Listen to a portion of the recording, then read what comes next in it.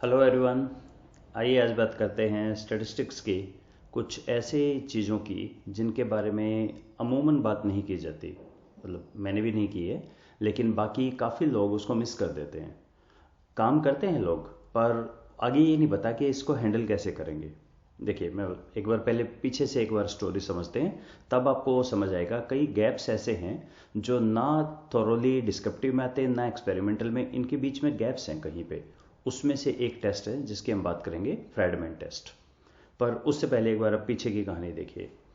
हम जब रिसर्च करते हैं on the basis of timeline, हम इसको डिवाइड करते हैं चार पार्ट में। ये टाइम के बेस पे है। कोई आपके पास कंसेप्ट आया तो सबसे पहले है exploratory study.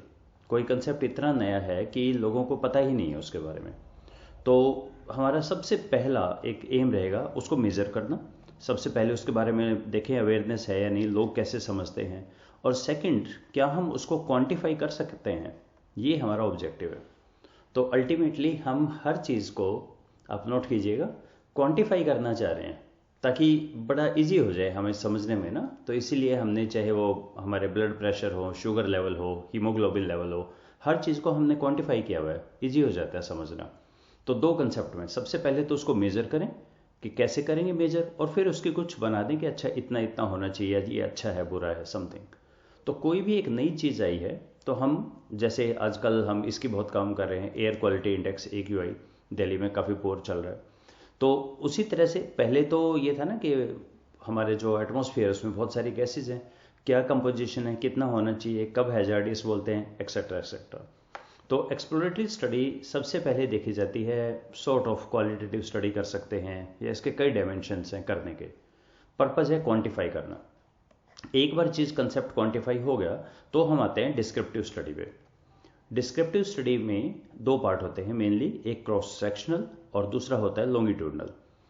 Cross sectional mathematics का वर्ड है लेंथ इनटू ब्रेड्थ। जब बहुत सारे लोगों से आप डाटा लेते हैं तो इसकी पहचान है नो टाइम एलिमेंट। तो नो टाइम एलिमेंट का मतलब समझिए, मैंने 500 लोगों से एज, हाइट, वेट, क्वालिफिकेशन ये मेज़र करनी है। तो ऐसे में क्या रहेगा, ए पर्सन आज मिला और बी 3 दिन बाद मिला, कोई फर्क नहीं है इससे, क्योंकि आज भी उनकी एज, हाइट, वेट सेम थोड़ी है। तो टाइम एलिमेंट नहीं है, इसका क्या मतलब हुआ, ये इससे समझिए। अगर मैं आपका वेट नोट करता हूँ आपके हर बर्थडे पे और 20 साल तक ऐसा करता हूँ, तो सबसे पहले तो देखिए यहाँ पर एक तो वेरिएबल है, क्योंकि वेट ही मेजर कर रहा हूँ मैं, और टाइम एलिमेंट है, लंबे टाइम तक एक ही चीज़ को हम मेजर कर रहे हैं। अब दोबारा ये एज, हाइट, वेट बहुत सारे लोगों का मेजर किया हमने। तो यहाँ पे क्या हुआ कि वो सारे अलग अलग पर्सन थे, राइट। और इसको एसपीएसएस ने इतना इजी बना दिया। एसपीएसएस का कहना है कि स्प्रेडशीट में काम करते हैं, 1 row = 1 पर्सन, ये गोल्डन रूल है, और 1 कॉलम =1 रिस्पॉन्स। आप एक पर्सन से कितनी भी बातें पूछें, एक रिस्पॉन्स एक कॉलम में जाता है और एक पर्सन का डाटा एक रो में आता है। ये एसपीएसएस का एक फंडामेंटल है जिसको आज हर सॉफ्टवेयर यूज करते हैं। अब इसके सॉफ्टवेयर भी अलग अलग हैं, लाइक एसपीएसएस सॉफ्टवेयर इसका है statistical package for social science. Social science का मतलब है, हम यहाँ बात कर रहे हैं मेनली सर्वे की, और यहाँ पर है हमारे पास सेकेंडरी डाटा। अच्छा, इनसे फिर थोड़ा आगे चले तो एक आता है एक्सपेरिमेंटल डाटा। यहाँ पर प्री एंड पोस्ट है, लेकिन उसके अंदर जो वर्ड है यहाँ पर वो है intervention.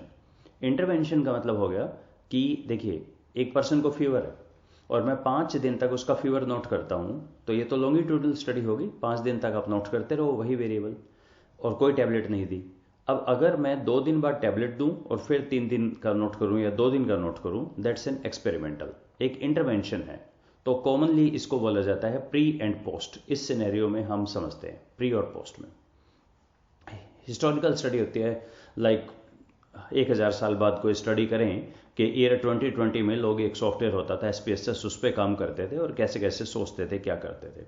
That's looking from the past. अब इन तीन में एक बार दोबारा देखिए, इसका सॉफ्टवेयर है एसपीएसएस, लॉन्गिट्यूडनल का सॉफ्टवेयर है ईव्यूज, बाद में इनके कुछ ओपन सोर्स के वर्जन भी हैं, और यहाँ पर हमारे पास मैटलैब भी है, मिनी टैब भी है, इनके कुछ सॉफ्टवेयर हैं। अब एक बार इस पॉइंट को एक बार दोबारा समझिए, 1 row = 1 पर्सन, 1 कॉलम =1 रिस्पॉन्स। अगर मैं नोट कर रहा हूँ एज, हाइट, वेट। तो एक पर्सन का डाटा ये चलता जाएगा एक ही रो के अंदर, स्प्रेडशीट के अंदर, और आप जितनी भी बातें उससे पूछनी है आप अपने अपने कॉलम में पूछते जाइए। फर्स्ट कॉलम हो गया, second column, third column, fourth, fifth, sixth. Second person का जब डाटा आएगा वो सेकंड रो में जाएगा, थर्ड का थर्ड रो में जाएगा। ठीक है। एक्सपेरिमेंटल में डाटा एंट्री कैसे करेंगे? एक ही पर्सन का प्री है और उसी का पोस्ट है, तो ऑब्वियसली दो में जाएगा। यहाँ तो एक ही पर्सन का ये प्री है, पोस्ट है, एंड पोस्ट है। लॉन्गिट्यूडनल अगर करें तो फिर पर्सन्स तो है ही नहीं यहाँ पे, यहाँ तो टाइम पीरियड है 1 2 3 4। इसीलिए लॉन्गिट्यूडनल में एक वेरिएबल की जगह यहाँ वर्ड सीरीज यूज किया जाता है, सीरीज में कि पिछले 10 साल का डाटा सॉर्ट ऑफ। अब एक कंसेप्ट देखिए, एक कंसेप्ट है कि इसमें ना एसपीएसएस में जब हम सिंपल डाटा एंट्री करते हैं, यहाँ पे दो इसके एक्सेप्शन है इस चीज़ के। कौन कौन से? एक तो है जब आपके किसी भी क्वेश्चन में मल्टी टिक अलाउड हो तो प्रॉब्लम आ जाती है। तब डाटा एंट्री कैसे करोगे? ए बी सी 3 ऑप्शन है, कोई भी दिस इज क्वेश्चन और उसका ऑप्शन है ए, बी और सी, और तीनों पे टिक अलाउड है करना। तब डाटा एंट्री कैसे करोगे? यहाँ तो होता है बाय डिफॉल्ट या तो ए करेंगे या बी या सी। तो ऐसे में क्या होता है कि ए, बी, सी तो हमारे बन जाते हैं कॉलम, और इसमें हम 1 0 करते हैं। तीनों पे टिक है तो 1, इसका मतलब है पर्सन ने 2 पे टिक किया, इस पर्सन ने सिर्फ सी पे टिक किया, 1 और 0 ऐसे। पहला तो ये है इसका। और दूसरा है हमारा, जब हम कोई भी एक ही पर्सन से कई चीज़ें पूछें जिसको कंपेयर करना है। देखो इसको यूँ समझे कि, तो मैं एक बार अपना बोर्ड इसको कर लूँ, तो W white, power point show में अगर आप W प्रेस करते हैं तो वाइट बोर्ड हो जाता है आपके पास। मेरे पास 10 पर्सन्स हैं और 10 पर्सन से मैंने 3 ब्रांड्स को या 3 वाइन के अलग अलग ब्रांड्स हैं उनको मैंने कंपैरिजन करवाया। अब बताइए इसकी डाटा एंट्री आप कैसे करेंगे? तो हमारा जो तरीका है कि आप सबसे पहले तो ये तो आपका पर्सन होता है, पर्सन नंबर 1, पर्सन नंबर 2, और यहाँ पर अगर आप करते हैं वाइन 1, वाइन 2, वाइन 3 इस तरह से, तो अब प्रॉब्लम क्या होगी? अब मुझे तीनों वाइन में देखना है क्या उनकी रेटिंग में डिफरेंस है या नहीं। देख पा रहे हैं? तो ये अगर आप थोड़ा इसको समझ पाए, ये टी टेस्ट अनोवा के प्रीव्यू से बाहर हो गया। क्योंकि टी टेस्ट अनोवा रिमेंबर कैसे हम करते थे? एक वेरिएबल में होता है हमारे पास जेंडर, और यहाँ पे हमारे पास होता है लेट्स से मार्क्स। अब क्या होगा यहाँ पे? जेंडर में या तो मेल या फीमेल, और इस पर्सन के मार्क्स ऐसे एंटर करते थे हम। फीमेल के यहाँ पर 42 हैं, मेल के यहाँ पे 32 हैं। ओके, एक पर्सन इधर है, यानी एक पर्सन साइमल्टेनियसली मेल और फीमेल नहीं होगा, या तो फीमेल है या मेल है, और उनके मार्क्स। यहाँ पे एक ही पर्सन 3 वाइन की अलग अलग ब्रांड्स में तीनों पे रिस्पॉन्स कर रहा है। ये भी मल्टी टिक जैसा ही हो गया। अब इसमें क्या करेंगे? ये आपका टेक्निकली टी टेस्ट अनोवा के प्रीव्यू से बाहर चला गया। ऐसा क्यों? क्योंकि अनोवा का जो एसपीएसएस में मेनू आता है उसमें लिखा होता है डिपेंडेंट वेरिएबल यहाँ बताओ क्या है, और इंडिपेंडेंट वेरिएबल क्या है ये बताइए। ये तो बता नहीं सकते डिपेंडेंट, ये तो हो गया ना। इसीलिए इसमें एक अलग चीज़ आती है, उसका नाम है रिपीट मेजर अनोवा। तो repeat measure ANOVA generally associate किया जाता है एक्सपेरिमेंटल स्टडी से, प्री एंड पोस्ट से। लेकिन एक अलग भी सिनेरियो है जब डिस्क्रिप्टिव स्टडी में भी हमारा रिपीट मेजर अनोवा लगता है। तो चलिए मैं आगे की चीज़ें आपको एसपीएसएस पे ही दिखाता हूँ। सो ये मेरे पास डाटा है, 3 वाइन है, और हर पर्सन से पूछा गया इनका आप रेट करें, कैसा आपको लग रहा है इनका। ठीक है, आउट ऑफ 10 आपने रेटिंग करनी है इसकी। अब सबसे पहले देखिए, मुझे ये चेक करना है कि क्या इन 3 वाइन्स के रेटिंग में सिग्निफिकेंट डिफरेंस है या नहीं। अच्छा 3 है तो टी टेस्ट से तो बाहर हो गया, अनोवा के पर्सपेक्टिव से सोचते हैं, one way ANOVA. Dependent independent क्या है? तो है ही नहीं यहाँ पे। तो ये तो तब अलग अलग होता कि अगर हमारे पास 30 पर्सन्स हैं और 30 पर्सन से हमने डाटा ऐसे लिया है कि वाइन 1 का डाटा 8 लोगों से लिया, वाइन 2 का 8 लोगों से लिया, और वाइन 3 का डाटा ये भी 10-10 लोगों से ईच लिया। ये है एसपीएसएस का तरीका। फिर ये हमारा हो जाता फैक्टर बोलते हैं इसे, इंडिपेंडेंट वेरिएबल, और ये हमारा चला गया डिपेंडेंट वेरिएबल। लेकिन इस तरीके से जब आप एंटर करते हैं, ये एक्सेल का तरीका होता है। एक्सेल में अनोवा लगा सकते हैं, एसपीएसएस में नहीं। पर एक्सेल में भी गलत होगा, क्योंकि एक्सेल ये मान के सोचेगा ये 8 पर्सन अलग हैं, ये 8 पर्सन अलग हैं, और ये 8 अलग हैं। डाटा एंट्री ऐसे है, पर फॉर्मेट देखिए, हमारे पास एक्चुअल में सिर्फ टोटल 10 ही लोग हैं जिनसे 3 बार पूछा गया, तो सॉर्ट ऑफ मल्टी टिक हो गया ना। यानी आप समझ पा रहे हैं, जब भी आप ये क्वेश्चन कोई भी ग्रिड वाइज पूछते हैं, एक पर्सन तीनों पे जवाब दे रहा है, यहाँ भी यहाँ भी यहाँ भी, तब यहाँ पे यूज होता है क्या इन तीनों में डिफरेंस है या नहीं। यहाँ यूज होता है दो चीजें। एक तो आप यहाँ कर सकते हैं जनरल लीनियर मॉडल में रिपीट मेजर, ठीक है, इसका नाम रिपीट मेजर होता है। जैसे क्या है ये चीज, तो यहाँ पे तीन फैक्टर हैं और क्या मेजर का नाम क्या है, किसको कंपेयर कर रहे हैं, हम वाइन को कंपेयर कर रहे हैं। ओके, ऐड, और ऐसे में हम चलेंगे डिफाइन, और तीन वाइन में डिफरेंस है या नहीं। इसकी मैंने अलग से एक पूरी प्लेलिस्ट बनाई हुई है। तो फर्स्ट एक बार आप ये समझिए, रिपीट मेजर हमेशा एक्सपेरिमेंटल स्टडी में ही नहीं काम आता है। ये डिस्क्रिप्टिव का भी एक स्पेशल केस बनता है जो नॉर्मल से अलग है, कि जब आप ग्रिड फॉर्म में क्वेश्चन पूछते हैं, यानी अगर आप ऐसा क्वेश्चन पूछ रहे हैं कि इस वाइन का भी रेट करें, इसका भी और ये 10 पर्सन्स हैं, तो वहां पर हमारा लगता है रिपीट मेजर। रिपीट मेजर में ये सारे आपके लेट्स से मार्क्स हैं या रेशो वेरिएबल है, तब तो रिपीट मेजर लगेगा। लेकिन अगर मैंने यहाँ पे कहा कि इनमें ग्रेड दीजिए, सिर्फ रैंक दीजिए 1 से लेकर 10 तक, तो लोगों ने हर एक ने रैंक दे दिया। अब मैं चेक करना चाह रहा हूं क्या कोई वाइन ज्यादा प्रेफर्ड है बाकियों से, या तीनों इक्वली प्रेफर्ड हैं। ऐसे केस में हमारा लगता है फ्रैडमैन टेस्ट। तो काफी एक बहुत ही छोटा सा एरिया है, निश एरिया, जिसमें फ्रैडमैन टेस्ट लगेगा। तो ये हमारा, इसको बोलते हैं नॉन पैरामीट्रिक स्टैटिस्टिकल टेस्ट है, और ये एक तरह का non parametric repeat measure ANOVA हो गया। सिमिलर टू पैरामीट्रिक है, लेकिन ये नंबर 1 तो रिपीट मेजर है। तो रिपीट मेजर में और फ्रैडमैन टेस्ट में क्या डिफरेंस हुआ। रिपीट मेजर अनोवा लगता है जब आपका जो वेरिएबल आपने मेजर किया है वो रेशो टाइप का है, और अगर वो ऑर्डिनल टाइप का हो, रैंकिंग टाइप का, तो ये लगता है फ्रैडमैन टेस्ट। तो फ्रैडमैन टेस्ट के दो अलग अलग पर्सपेक्टिव हैं। एक तो आपने पहले वीक 1 में कुछ किया, फिर वीक 2 में, 3 में, या इन जनरल अगर आपने 4-5 सारी चीजें एक साथ पूछी हैं एक ही पर्सन से, ग्रिड फॉर्म में पूछा है। तो यहाँ क्लासिकल एग्जांपल्स हैं, एन वाइन जजेस ईच रेट के डिफरेंट टाइप ऑफ वाइन, या एन वेल्डर्स है ईच यूज के वेल्डिंग टॉर्च, और उनके अंदर हम कर रहे हैं क्या टॉर्चेज में कंसिस्टेंटली बेटर हैं या लोगों की रेटिंग कैसी है। यहाँ फ्रैडमैन टेस्ट यूज होता है। तो देखें फ्रैडमैन टेस्ट कैसे यूज होगा। नॉन पैरामीट्रिक टेस्ट में है लिगेसी डायलॉग, ये के रिलेटेड में है क्योंकि एक से ज्यादा है और सेम पर्सन अलग अलग उनको जवाब दे रहा है। बाय डिफॉल्ट फ्रैडमैन पे टिक है, तीनों को इसमें डालें तो ये तीनों का मीन रैंक बताएगा, और का स्क्वायर वैल्यू 1.4 और एसिम्प्टोटिक वैल्यू आ गई 0.497। If it is less than 0.05 then there is a significant difference between the mean rank. यहां पर आ रहा है कि कोई डिफरेंस नहीं है।